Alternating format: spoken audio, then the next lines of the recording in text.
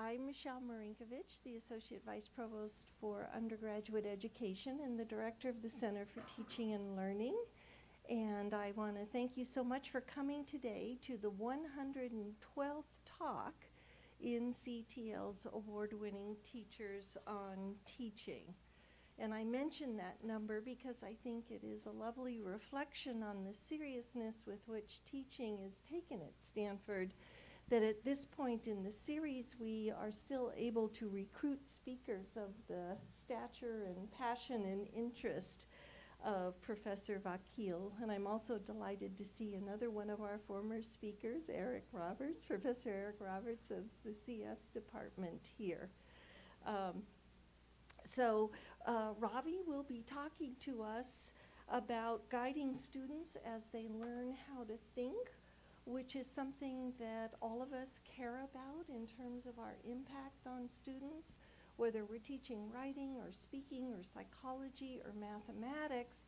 Most of us hope that one of the things we do for students is to teach them to think for themselves and to think at the highest levels. And as a mathematician, a puzzle solver, a member of the SEUS committee, the instructor last quarter of a new course called Education as Self-Fashioning, Rigorous and Precise Thinking, as the host for many years of a math competition and the co-founder of a journal called Mathematical Mayhem, Ravi is particularly well equipped to speak on the topic of better thinking. A graduate of the University of Toronto, where he was a 4-time winner of the American Mathematical Association's Putnam Award. He received his PhD in mathematics at Harvard in 1997 and taught at Princeton and MIT before Stanford was lucky enough to get him in 2001. He combines research in algebraic geometry at the highest levels with an uncanny ability to stir interest in mathematics and to form excited communities of the math-inspired, whether they are high school students in math circles or Stanford students aiming for elite math competitions. To be around Ravi is to fall prey, and this is a case where none of us needs to fear becoming the prey, to the joy and wonder of mathematics. As you can imagine, all kinds of awards, research and teaching have resulted, and I can only mention a few so that Ravi himself will have time to speak. His research has been recognized by the American Mathematical Society Centennial Fellowship, the Frederick E. Terman Fellowship here at Stanford, the Alfred P. Sloan Research Fellowship, the NSF Career Grant, the Presidential Early Career Award for Scientists and Engineers, the Coxeter James Prize from the Canadian Mathematical Society, and the André Eisenstadt Prize from the Centre de Recherche Mathématique in Montreal. And for graduate students and postdocs, this would be a dream resume, so pay attention. For his instructional achievements, he's been recognized by the School of Humanities and Sciences Dean's Award for Distinguished Teaching and by the Bass University Fellowship. Because Ravi is not only a professor of mathematics, he's also the Robert C. Packard University Fellow. In a similar vein, he is also currently the American Mathematical Association's Puglia Lecturer, an appointment designed to encourage the same, quote, high-quality exposition, unquote, of mathematics as George Puglia, author of How to Solve It and an outstanding math professor for several decades right here at Stanford. We're particularly fortunate that Ravi agreed to speak this quarter because technically he's on sabbatical, spending part of his time at the American Institute of Mathematics. And in addition to listening to Ravi's upcoming lecture, I urge you to visit his homepage in math, since it goes far beyond a history of his academic achievements to invite you into sharper thinking on mathematics and on education. I give you Professor Ravi Vakil.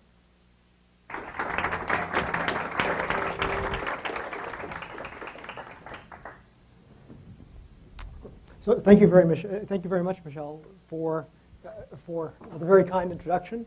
Is the sound okay? No, it's not okay. What's that? Don't touch it. Okay. Here we go. Let's see how this works. Great. So I want to say first of all that I very much have enjoyed seeing previous versions of this lecture, often online, because the timing is often hard to make, but happily many of the lectures are available. The question I really have is what I can tell you that's of value to you. And to be honest, I have some ideas, I'm not completely sure. So I have some things I'd like to say, but I'd like to, I hope you stop me and ask questions and let me know what you most want to hear about. So I'm going to speak as a mathematician. And I think, because that's where my experience is, of course, and also I think being a mathematician has given me the chance to see some things that other people may not have seen, and I'll tell you a little bit about that. But I want to first get an idea of who's here. Can I ask how many people, I'm going to see where in the intellectual geography of the university, whether you self-identify as engineers, scientists, social scientists, or humanists. And hopefully you'll be near one of those four. So how many people here self-identify as on the engineering side of things? Okay, then science, and then social science, and then humanities. Okay, so that's a reasonable. So it's a reasonable mix. Okay, and also one thing I'd like to do, which may be a bit unusual, is this is being recorded, but I've asked for the last 10 minutes not to be recorded, so we could talk off the record, since there's some things it's easier to say when they're not recorded for posterity. So I'll save that for the end. So let me start by telling you some of the aspects of things of things I've seen, where I want to try to give you some ideas, both general vague things and precise tools that I've used. First, at some point, I want to tell you about math circles, which is something which students aged roughly 10 or even younger, all the way up through distinguished faculty members in Eastern Europe, have done for many decades and that are now introduced in the US. Also, I guess as a mathematician, I'm used to dealing with very large numbers of students. So dealing with large volume in a small amount of time requires some techniques. I want to mention this problem-solving seminar that I began in 2001 and ran until 2007, and that my colleague Sandra Rajan, who's a fantastic teacher, is now running. If there's time, there's some Clicker-inspired experiments in more advanced courses. And I know this will apply perhaps more to the scientists, but I know Lanier Anderson in philosophy has been experimenting with these ideas in courses outside of science and engineering as well. Also, I had the great pleasure, it's rare to say this about an academic committee, but I had the great pleasure of being part of a committee, of the SUS committee. And in particular, I feel as though I had a particular perspective coming at it from mathematics. And last but not least, I want to discuss some ideas that came to me while preparing and being involved with this course called Education is Self-Fashioning, Rigorous and Precise Thinking. Okay, but before I get to that, I feel obliged to talk about some other general things too, some of which are, I want to say some things that you've heard many times. That's obvious, but I do want to at least briefly discuss something that's hard to talk about sometimes, which is the tension between research and teaching. And then I want to talk about essentially framing how you think about teaching and about your students as well. So let me start there. So the thing I'm most wanted to say here in a public venue is this issue of the tension between research and teaching. I think in public we say one thing as a university, that teaching and research, there's no conflict. They go together hand in hand. We are a fantastic teaching university. We're a fantastic research university. In private, there are discussions that I find somewhat problematic, where there's a sense of conflict between the two, where often it's described as teaching, as research versus teaching, as teaching taking up valuable resources at a research university. So I want to say things tactfully, not step on anyone's toes, but I intend this partially as advice for well, I remember when I arrived as an assistant professor and when I was doing my PhD, the difference between the public and private discussions I found, I didn't know who to believe, and I want to at least put I at least want to put a case forward, which is maybe not the which is well, which of course I think is the right case. So let me let me first acknowledge that that for people in this room who are trying to balance their teaching with many other important things that you're doing, which I rather suspect will be absolutely everyone in this room, it's a challenge, and this is something which should somehow be acknowledged. But I don't see research in inherent conflict with teaching in the following sense, which is that it is true that what's recognized sometimes teaching in some departments can be seen as positive, other departments negative, and others as somehow neutral. But there's a way in which teaching is not on an equal footing with research because it's really apples and oranges. So I want to get to this when I talk about the education and self-fashioning experiment. But the reason teaching is important to me is because I'm a researcher. It's not a separate mission. If you believe what you're doing is incredibly important, if what you do is extremely interesting, then you feel compelled to share it. And this is not something in competition. It's not on the same footing. It's a completely different beast altogether. But if what you're doing is important, then you don't want to hide it under a bushel. It's something you want to that you should feel compelled to share. And I want to mention, I won't mention the person by name, but I remember we were trying to hire a younger colleague of mine in my department, and we were at a bar in downtown Palo Alto late at night. This is before I had kids, so I could do such things. And he asked a question which taught me a lot about him in a good way, which is he said, how serious is Stanford about teaching? Publicly, he's being courted by a number of universities, all of which said the same things. And some peer institutions would say privately, well, okay, publicly we say this, but don't worry about this. We'll protect you from the teaching aspect of the career. And so he asked me, is Stanford similar? And I was able to say, at risk of losing a future colleague, well, actually, here we have fantastic undergraduates and graduate students, and it's a privilege to be able to somehow shape the future of the field by interacting with them. So frankly, this is a place where it actually does matter. It's a key part of what we do as a research university, not in competition with being a research university. And I didn't know what he would say, but he actually was very happy to hear this, and now he's a colleague here and not elsewhere. And I feel as though this actually helps us as a research university, does not actually hurt us. And the point I want to get to at the end, I want to conclude with, is really, I believe, the best place for the best students to get the best education is at the best research university. So this should not be seen, it's quite, very much not in conflict. But I'll wait until the end before I get to that. But first, let me say some obvious stuff that you've so I have noticed that people say the same things over and over again at these lectures, and I always love it when I hear them, and I feel as though I want to add my voice to the chorus, because there are very few things that I've done that everyone seems to want to try, and that really work. So I want to at least get those out of the way and say them too.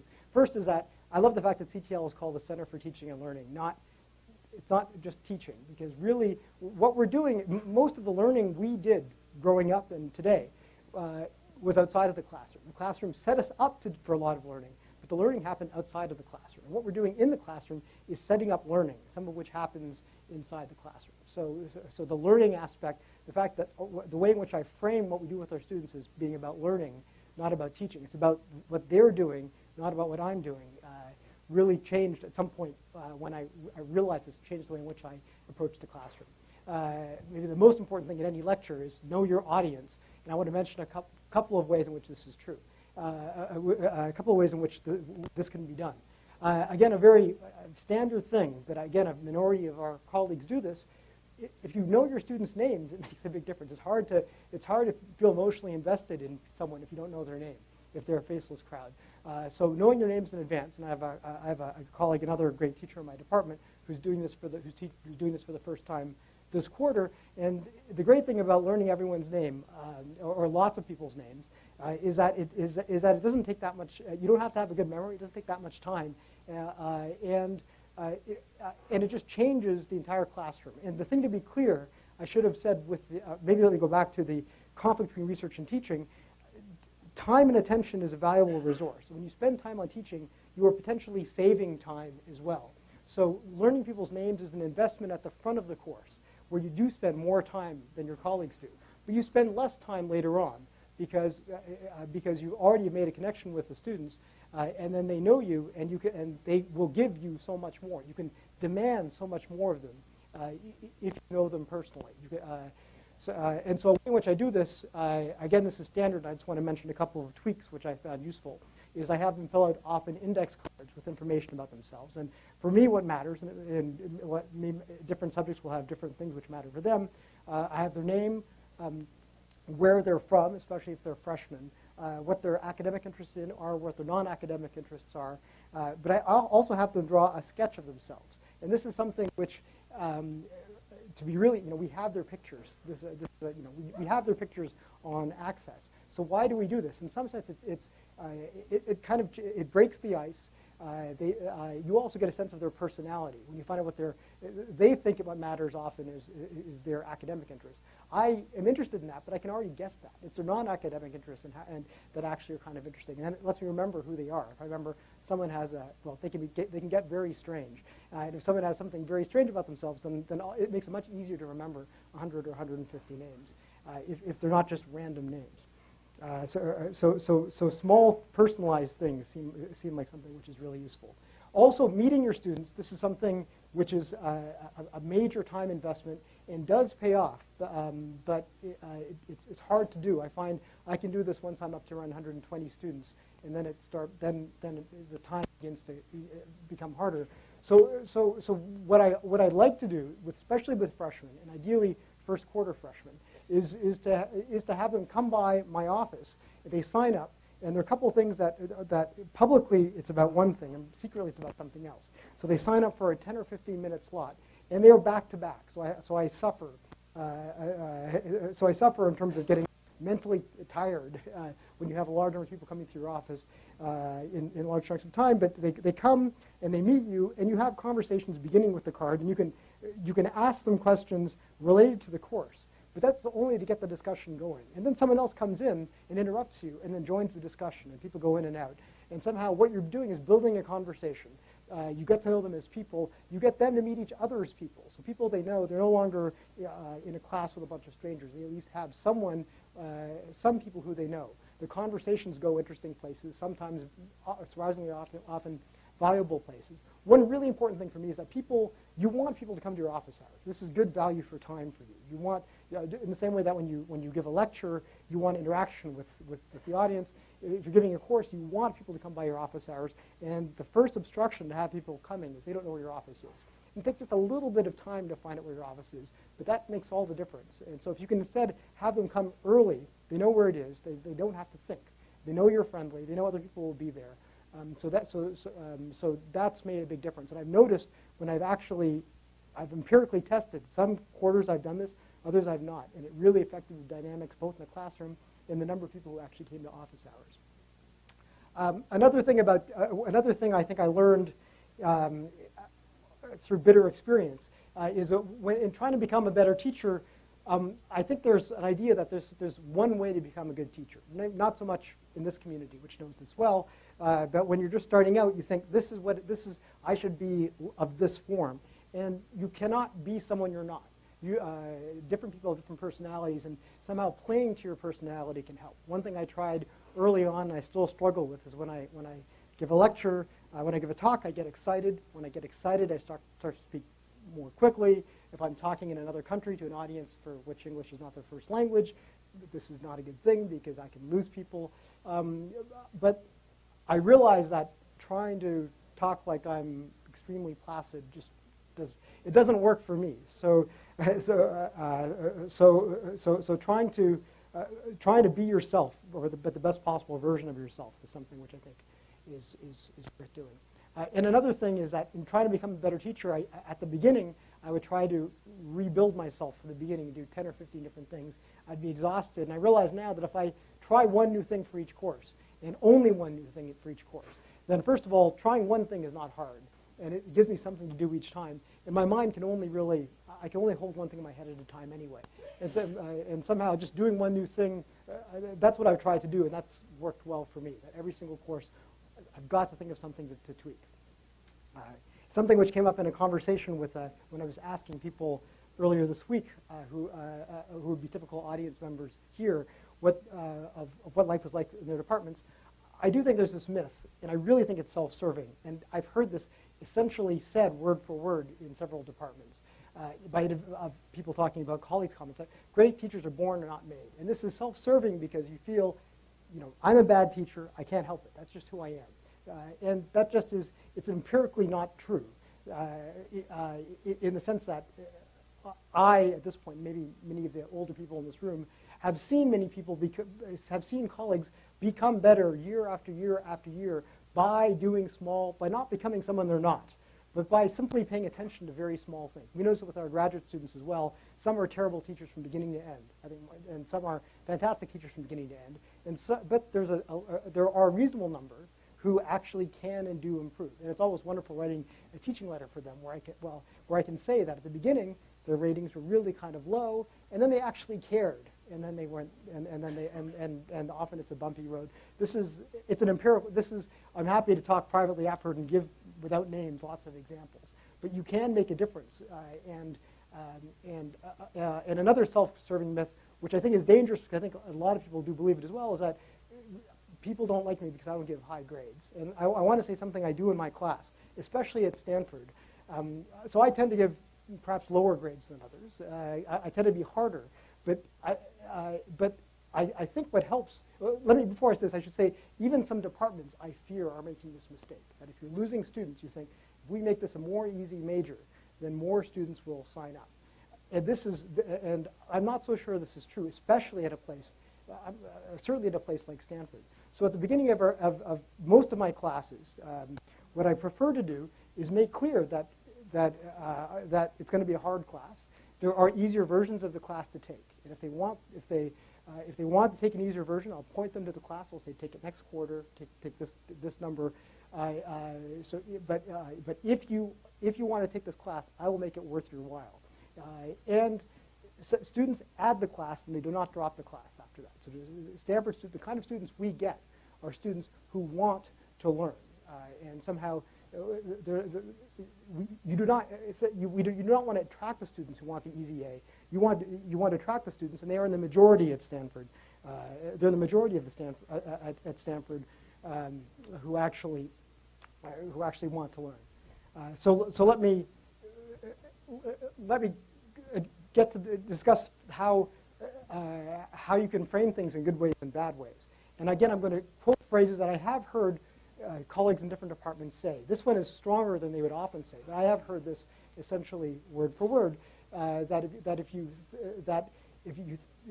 think the students in your class are not the kinds of students that back when I was in college, we were much more intellectually interested, we knew much more, we would work harder, and again, I should say, there's no question that the students at Stanford are overwhelmingly bright and interested. They may not want to become a professor in the same narrow subdiscipline as you, and they may go off and do something fantastic in some different field, but they're there in your class they chose to be in your class. They want to learn something from you. It's going to be valuable for them. And somehow if you see them in this way, then once again, it's about knowing your audience. If you do not get something across to your audience, it's your fault, not their fault, because you should have known who they were to begin with. And in this case, we have in our classrooms, and this is true not just at Stanford, but here we're especially blessed, that we've got these fantastic students, and it's kind of our fault if we screw it up, that they are interested. They may not want to become, it doesn't bother me that they don't want to become, they don't all want to become algebraic geometers and do exactly what I do, but it kind of is exciting to me that they're going to go off and conquer the world in many different ways. And so another way, and this is something which is not just math specific, but mathematics has this blessing and the curse that we see students in some sense from age 3 to age 93, from retired engineers who come to talks on one end and to young, bright kids. And they come through and they go off and they do all sorts of different things. We could think about what happens in, say, a calculus class as being really very narrow. There's a small amount of facts we want them to learn, or as part of some extremely large narrative, which is that this is something incredibly important. So if you think about your class as teaching a few things that they have to regurgitate on the test, which again is this is not an unreasonable thing to think, and the sentiment is one you may have actually heard, but if you think that what's going to happen in your class is they're going to actually learn how to think in a better way, and part of that involves learning content, it changes how you get the content across. The content is important, but is part of some, it completely changes where you spend your time in class, and also out of class and in office hours. And this is something which is, the danger is probably greatest in mathematics and greatest in pure mathematics, but I think it's also true in many departments at a leading research university, which is, I think many mathematicians do think of their field our field in this way, which is that we have nothing to say, that in some sense, there's this really amazingly cool stuff we do, you wouldn't understand it, and I've got really, and whatever you're doing is not very interesting either, so I've got nothing to say to you. And this applies to our students too. Most of our students, again, are not exactly like us. But instead, you could say, with exactly the same material, and this is, I think, is an undeniable statement, that the tools that we have are radically interdisciplinary. We're not the least connected field. We are the most connected field. The tools get used everywhere. Our students are unusually diverse. They're going to do anything and everything. And thanks to what we teach them, they're going to be amazingly successful. So and I should say, I don't mean to be self-aggrandizing about mathematics. I think every field that can and does think of itself in this central way. What we do here at Stanford, what you're doing is incredibly interesting and central, and it shouldn't, somehow you can look at it in a narrow way or in a broad way. And if you look at it in a narrow way, you're just not going to reach your students and not be useful for your students. And if you think about things in a broad way, then life here is incredibly rewarding. It's just amazing that we have the students we have, and they're going to do amazing things. And then again, the attitude of research versus teaching, this is something I've heard, I'm sure you've heard repeatedly, which is, it's true. It's great being in a place like Stanford where we're at the cutting edge of research, and we do something which is incredibly important, and teaching is a distraction.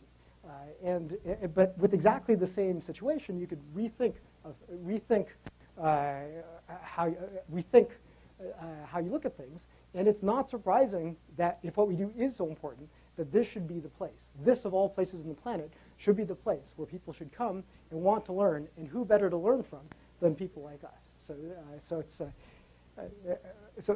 I think starting in the same place, you could have very different takes on how you approach a class.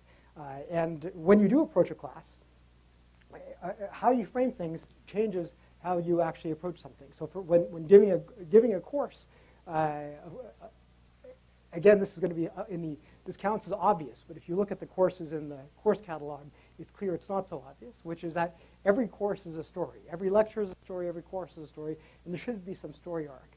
And I would say that the courses that should have the hardest time producing a story arc are things like the calculus classes of mathematics, where there's sort of something, there's a certain body material to be known, to be learned. And yet even there's a solid story arc you can tell. So if there is no story arc, if there's no punchline, to the course, if the course you're teaching isn't something that you think isn't going to change someone's life, change the course of their life, then I don't know why you're teaching that class. That there's really no point. We have, and if you can do this with multivariable calculus, then if you're going to complain you can't do it with your class, I'm not very sympathetic. That you can teach something if you really believe it's important. And I hope you believe your subject is important. And if you don't believe your subject is important, you should go find another job. That if what you do is important, then you should be able to get this across. And this, of course, happens in smaller scales too, that every class should ideally have a punchline. And in terms of intentionality, I want to mention two things which are perhaps more science-based, which is, and problem sets in particular are very much mathematics-based in the sense that this is how gifted students learn mathematics when they're from 10 years old on, which is what problem sets are for. And so we give problem sets out not because we're supposed to. We give problem sets out because they should serve some sort of learning purpose. And at least in parts of the sciences, much of the learning happens from problem solving. You learn not because someone tells you some fact. The facts are tools, they're raw materials. The actual learning happens on the problem set. So when you create a problem set, you should know very well what each problem is supposed to build in a not very directed way, but what type of thinking are they meant to solidify. Similarly for exams, So exams, of course, have two purposes. One is assessment, self-assessment and assessment for grades, and the other is as a learning experience. I want to point out where the learning happens on exams is not in that 1 to 3 hours. That's too small a time. The learning happens in the studying for the exam, and where the students spend many more hours preparing. And so what you want to do, I don't really care what learning they happen on. I mean, the assessment matters, but it doesn't matter too much. What really matters is what they're doing while they're studying for the exam. So I often give out a practice exam, and you should know that your exams are going to be kept for future generations. So the people who are going to learn from your exam are not the current students. They're the future students who will look at those, who will look at the problems and spend much longer thinking about them. So I give out practice exams and actual exams, and I secretly know that the practice exams are the ones where the learning happens, because that's the ones that the students are going to spend lots of time working through. Okay, so that's so a lot of these things I'm saying are fairly standard and common, but I want to say a little bit about where my thinking about this comes from, which is quite specific, quite culturally specific. It's from these. So mathematics people are often caught by the subject at quite a young age. Certainly most of my colleagues were caught and recognized long before college, probably I'd say 15 or earlier is when they're somehow brought into the pipeline. And many other people are brought in the pipeline and then go off to do interesting things. And there's a particular institution that was active in Eastern Europe from, I'm not even sure, from at least the better part of a century, maybe much longer, in which students from age roughly 10 or up get involved in these things called math circles, where and the way in which they learn. First of all, I should say that empirically it's clear this is successful in some sense, that a huge number of leaders in my field and many nearby fields went to these, happened to be brought into these things. And it's something where in the US there's this habit of taking kids, if you're bright, and just accelerating them, have them learn more and more content, thinking that that has value. Whereas in Eastern Europe, it was really about learning how to think through solving interesting problems. And so, and the other aspect of it is in the US and in the West, there's a segmentation of learning where we have young students talk to primary teachers. And the primary teachers don't talk to elementary teachers, don't talk to high school teachers, don't talk to undergraduates, don't talk to graduate students, don't talk to faculty, don't talk to researchers. In Eastern Europe, there was, I mean, I'm not going to argue that we should move to a totalitarian communist system, but this one aspect is something which is being imported into the U.S. Quite successfully as Eastern Europeans have moved here, which is that the kids work with high school students and college students and the whole spectrum, and you'll have kids who are 10 years old hearing from 70-year-old faculty members who come in to talk to them. And there is a continuum where there are different events for different people, different age groups. And the way in which learning happens is not curricular. Ancient professor who's 70 years old passes on interesting puzzle to 15-year-old student who then discusses it with 35-year-old young faculty member and so forth. And so the key thing is that students are learning material on their own for fun. They get absolutely nothing out of it. They work collaboratively, but in a non-directed way. And the social aspect is essential. And I should say the reason why I am a mathematician today, other than perhaps for me maybe an economist or a physicist, is sort of somewhat accidental in the sense that when I was at a certain age, I was in a school. I had great people in my school, but it wasn't one of these super schools. But I happened to be caught by something where I had a chance to meet bright people from around the country, who then I had a chance to meet people from around the world. They became my friends. I learned. This was the dawn of email, so we could exchange things. The social aspect of learning and building these social communities is absolutely essential. And what I would like to do is bring this to undergraduate education, to change the way in which people learn mathematics or just learn in general as undergraduates. And one experiment which I tried, which I'd like to at least share some features of, because I think some of them are applicable elsewhere, is a problem-solving seminar which is named after Polya, who was a professor here, who in turn was importing some ideas from Europe. And so here was the experiment, and it was and it worked better than I thought. But as with all experiments, not everything works really well. So we had something for 3 hours per week, roughly 3 hours a week in the fall quarter around dinner, usually Monday or Tuesday. And so basically what people do is they would come and they would do problems together and present at the board. So part of it was figuring stuff out. It was doing it in a group. And the people who were taking part ranged from high school students. It was for our undergraduates. High school students would come. Graduate students would come. Young faculty would come and be stuck on problems together. And there'd be things without a roadmap. There'd be no actual curriculum. People would learn things. But the key and at the end of it, it was related to a competition which people could take if they wanted to, but they didn't have to. They didn't have to go to the seminar to take the competition. They didn't have to do the competition if they came to the seminar. And this competition is often called the hardest test in the world because it's 6 hours. It's a Saturday before final exams at Stanford. Roughly 4,000 of the self-selected best and brightest and the mathematically best and brightest in the U.S. and Canada take it, and the median score is 0 out of 120. So why would you do such a thing? And so the students were doing this. They got no credit. They got pizza, but they're having dinner anyway. I think okay, pizza is the least of what they got. So they got absolutely nothing for it. Most of the students, getting a single point out of 120 would be a big deal. You don't get a big prize. And yet we had about 150 students taking part. We had I think a 5 or 6-fold increase in the number of math majors over those years. So why were they doing this? And I've got to say the reason, what was incredibly impressive were watching the people who were there, and again, most of these are not going to become mathematicians. You had people who were in a wide variety of fields who were just interested in stretching themselves and pushing themselves. And the people who I believe are going to be taking over the world are not, of course, the ones who are the best 2 or 3 at Stanford of those 150 are going to go off and be fantastic mathematicians. But there are actually another, and I know their names. I had lunch with a couple of them who started a hedge fund last week. They're going to, the ones who really impress me are the people who are fighting to get 1 and may get 0. The ones who are going to be busy with final exams and are going to spend a huge amount of time on this for nothing more than their own amusement and edification. I believe they think better.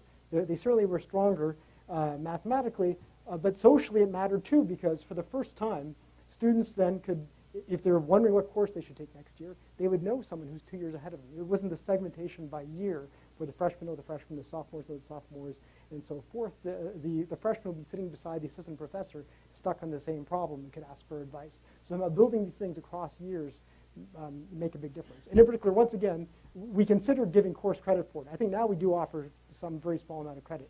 But the danger, I think it really is true, that as soon as you offer course credit for it, people will become less interested. If you make it a challenge and make it interesting, these people, our people, and they are our people, will come. So I think that they were, I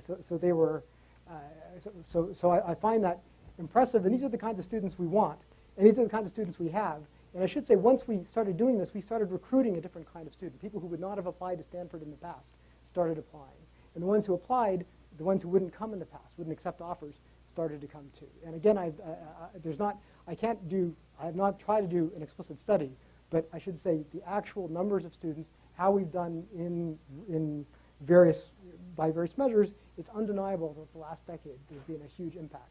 And it's all extracurricular, that somehow the learning happens outside, and all you do is really set it up. And the fact that we have fantastic courses is related. They would only come if they could work within the structure of these of our fantastic university. Okay, so I'd like to, so in the last part before I get to the more, before the off-the-record part,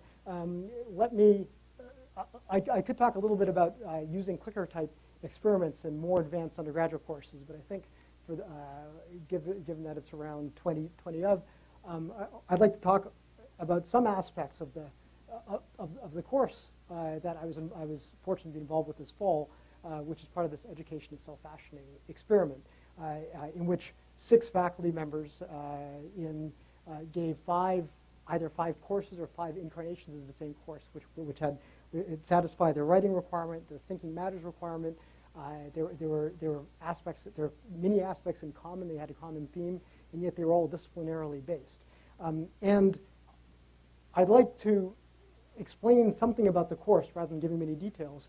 And before I do, let me say that there's a question maybe for especially younger colleagues who are maybe arriving at Stanford or maybe watching this on the web years from now as they're deciding whether to come to Stanford. An important question is why might someone do something like this? I think faculty often there's an incentive to teach the same class year after year because you can somehow do it without thinking and and it can use as little of your time as possible. So what's in it for you? Why should you consider doing a strange course like this that's high risk, where there's no guarantee of success? You don't even know how it's going to turn out. You're not quite sure what your students are. And so maybe the first question is it, and I have been asked this explicitly by various colleagues who've considered doing this, is it a lot of work? And let me say, first of all, that it was more, not much more, but more work than a typical course. But let me say that the question is the wrong one, and that the goal when you're doing something like this is not to, I mean, ideally, we're all marvelous teachers, and we're going to spend 100 hours a week generating fantastic new courses. And the answer is, or my answer is, if that's what you had to do, no one would do such a course. You should, frankly, do it for your own entertainment. If there's something interesting you want to do, it should be fun for you. If it's not, mainly because if it's not fun for you, you're not going to do it. And maybe a secret is that if it is fun for you, your students are going to have fun.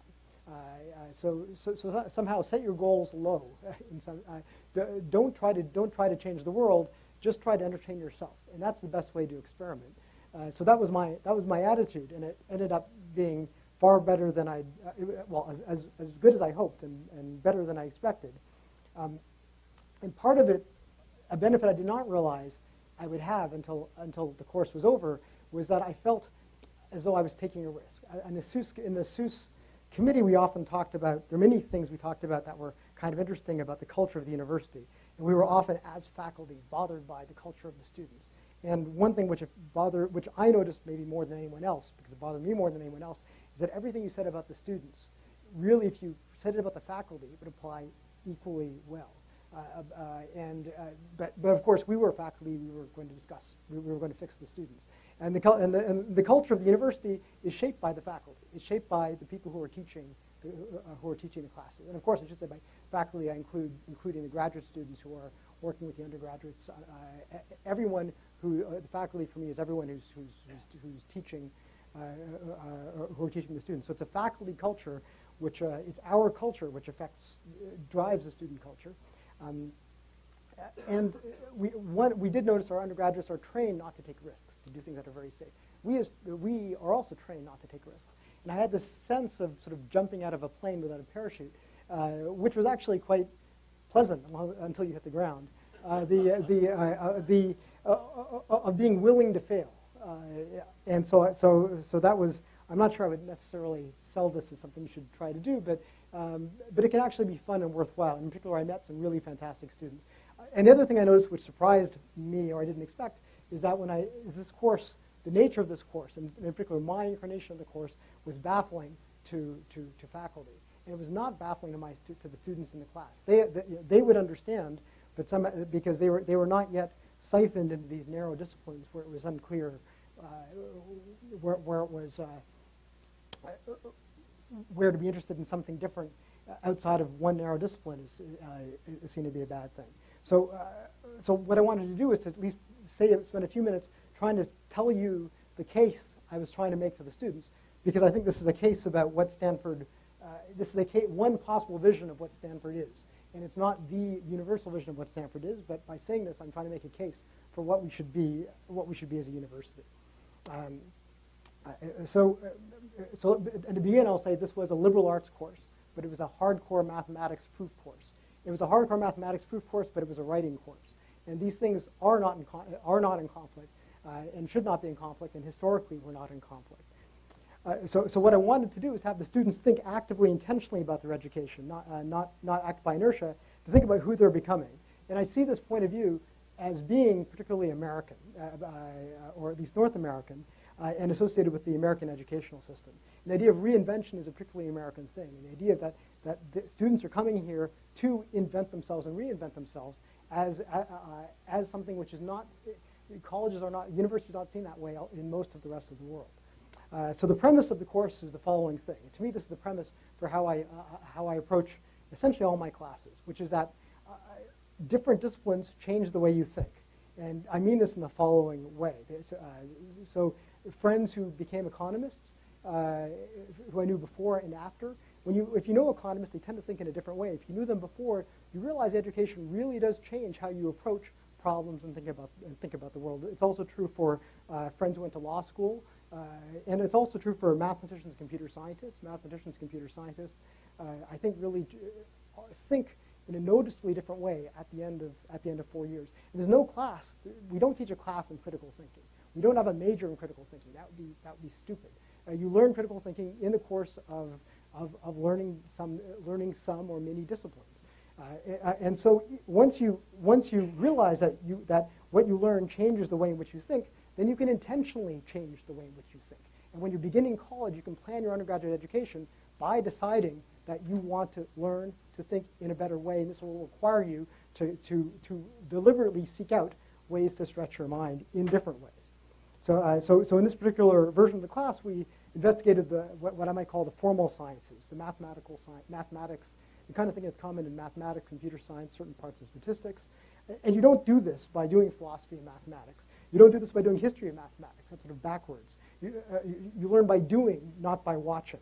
So you understand this way of thinking by doing mathematics. And conversely, just as you're forced to think mathematically when you try to understand the world, then you're forced to think about philosophical questions and historical questions and empirical scientific questions when you start to think mathematically. So the disciplines are really much more connected and not so cut up. And I wanted them to see why different sorts of questions are interesting. Realize that when you come to college, and it shouldn't end at college, that your education is about ideas, and the ideas leak across boundaries. And that they should be interested in things not because I told them so or because their major requires some courses, but because we're led to them by considering the world. And I don't see this as a disciplinarily narrow case. And in particular, the course is about the liberal arts. And I now want to say some things that stretch beyond mathematics. The meaning of the phrase liberal arts is deliberately vague. At Stanford, we agree we're a liberal arts university. But don't ask anyone to pin down what they mean by the liberal arts, or people will get into a bit of a fight. And I think about this. So I'm Canadian, when I was younger, Canada went through the stage where unlike the U.S., we decided which already had a constitution, we decided to create one, and then we had to decide what the country was all about. And before we had to sit down and write something, everyone agreed what Canadian values were. But when we actually had to put something in writing, then we realized how much we might disagree. And the same is very much true about the U.S. If the country had to come together and rewrite the Constitution, it could not work. But the fact that we can now say things quietly and not try to just talk about motherhood and apple pie and not try to pin things down, there's an advantage to not getting too precise. But I wanted to be clear with our students, and I think it's worth as people who are formally students to be open about the fact that there's a lot of controversy and it's collegial, but we should fight it, we should argue about it. And in a strong sense, we should see this is a struggle for the souls of our students, because it's a struggle for who they're going to become and how they're going to think about the world. And this is really, this is a key part of the struggle for the future of mankind, because our students, and I don't mean that sounds grandiose, but it really is true. We are potentially the leading university in the world. How we teach our students to think about the world is going to drive the future of our species. And in particular, there are those at this university who would narrow our students and who would tell them that understanding something deeply requires them to lose interest in and appreciation for other kinds of thinking. So I wanted to bring this argument in the open and have them disagree with us and disagree with each other. And so, in particular, I'd like to make the claim, and this affects how we should teach our classes, that Stanford, I have no more slides, but I'll keep the website up, that Stanford is a new kind of university, and it affects how we should teach our classes in ways that are actually different than other universities teach our classes. So first of all, I'll explain why I think our model of university is different than any other university in the world, for rather good reasons. So first of all, as I said before, I think there's a case that the best place for the best students to get the best education is at a research university, and that's not an obvious case. I think that's one that if we don't believe in, I don't know why we have a college. If we do believe in it, we have to put our money where our mouth is and really make the case that the best students should come here and provide them with the best possible education. Secondly, so that applies to many of the top research universities on the planet. But now let me say something where things start to get different. So if you were to compare Stanford with any other university in all fields, so as an example, if you look at often when recruiting undergraduates to convince them to come here to learn here, I tell them look at the graduate rankings, and you look across all fields, and admittedly you take that with a grain of salt, but there's some information in there. You compare Stanford head to head with any other university, Stanford beats every other university hands down. And many would say that's unfair because our peers, some don't have engineering, others are weak at the humanities, others are, but that's exactly my point. At Stanford, we are good. It's part of the goal of the university to be good at everything. And it matters that the med school is, it matters even to a pure mathematician, that the med school is not across a river, but it's right here. The business school is very near, is right there. The law school is right here. The ed school is right here. Everything is connected. And it doesn't mean that every single faculty member, every single student should be an expert at every single thing. That once again, the best place for the best students to learn will be from the experts in particular fields. And so this comes down. So this affects how we should teach. And again, I should say that some would say that this is the fact that we have professional schools on campus, that our students will go off and do professional things with their lives, is antithetical to the notion of a liberal arts education. And so we've had this discussion in my department, and I know other departments have had discussions like this as well, that the fact that our students are not going to become like ourselves is seen as something dangerous. But I want to say that I think it's no coincidence that Silicon Valley grew here in the intellectually fertile soil here, not near Caltech or Carnegie Mellon or MIT. So I don't mean to say something idiotic that people who want to change the world in this particular way and want to start a company must have a degree in the humanities. But I think it matters. I think Stanford's case is that you're best served by being in a place where the best minds in all fields are collected. And it matters, even if you're a researcher in some narrow field, that when you teach your classes, that the people in your classes are smart and interested across the board, and you have to actually teach to them. So in particular, I guess the case I make to prospective undergraduates, and then the case I feel as though we have to make to our undergraduates once they're here, is that if you want to be surrounded by bright people very like yourselves, all thinking in the same way, then you should not come to Stanford. And I would even say that for faculty members too, graduate students, even if you're going to specialize, if you want to be really narrow, this is not the place for you, and you really should go somewhere else. But if you want to be if you do want to be surrounded by very bright people who think very differently than you, who are going to go off to change the world in radically different ways, then this should be the best place in the world. And this affects how we should teach our calculus classes, our computer science classes, our history classes, our English classes.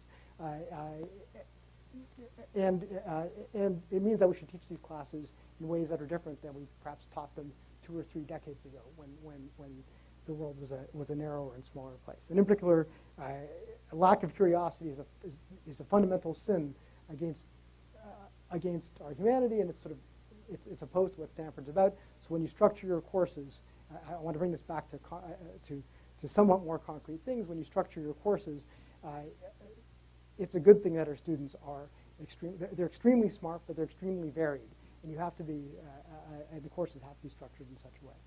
Okay, so on that, I think I should probably end the public portion. So I was wondering, maybe should we have some questions before turning off the camera, or should I wait until afterwards? Is that okay, great. Great, okay, thanks. Can we turn off the camera? I will turn off.